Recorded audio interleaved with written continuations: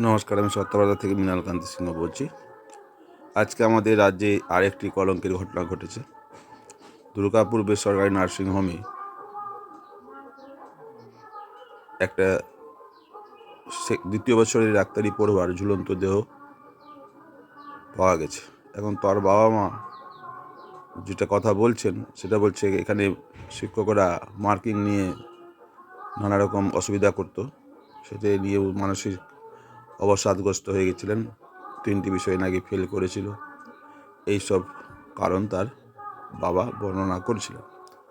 যাই হোক, এটা একটা কলঙ্ক আমাদের রাজ্যে। আবার আরেকটা কথা বলে না পারা যাবে না, যেটা হচ্ছে আমাদের রাজ্যে একটা আবার দুর্নীতির একটা খবর প্রকাশ পেয়েছে যে ওয়েস্টবেঙ্গল পুলিশের যে ফিজিক্যাল ফিটনেস এবং পরীক্ষার হয়েছিল তার যে রেজাল্ট বের করেছেন, তো রেজাল্ট বের করেছেন তাদের নাম আছে কিন্তু পাশে মার্কস দেওয়া নেই।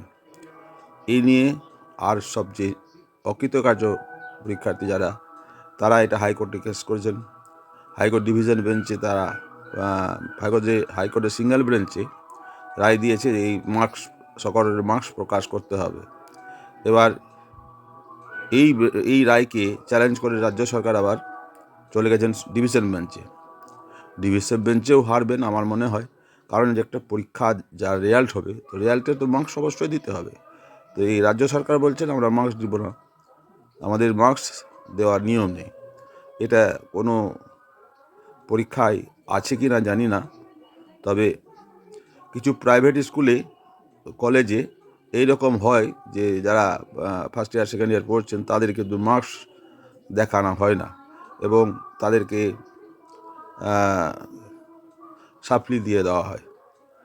প্রাইভেট কলেজে এটা দুর্দান্তভাবে চলছে, কারণ সাপ্লি হলে আবার আপনি রিভিউ করতে গেলে আপনাকে 700-800 টাকা দিতে হবে, আবার আপনি যদি পরীক্ষা দেবেন তার জন্য আবার 700-800 টাকা দিতে হবে। এইসব হচ্ছে একটা প্রাইভেট ইউনিভার্সিটি প্রাইভেট কলেজে এইসব ঘটনা ঘটছে। খুব এইরকম দুর্গাপুরের ঘটনা ঘটতে পারে, কারণ এত সাপ্লি প্রথা আছে যে এই সাপ্লি ক্লিয়ার করতেই ছেলেমেয়েরা হিমশিম খেয়ে যাচ্ছে প্রাইভেট কলেজে। আর যদি শেষে না হয়, ফাইনাল ইয়ার হয়ে যায়, তখন তাদের বেশ কিছু মোটা টাকা দিয়ে এটা ক্লিয়ার করতে হয়। নমস্কার, আপনাদের ভালো লাগলে লাইক, শেয়ার, সাবস্ক্রাইব করবেন।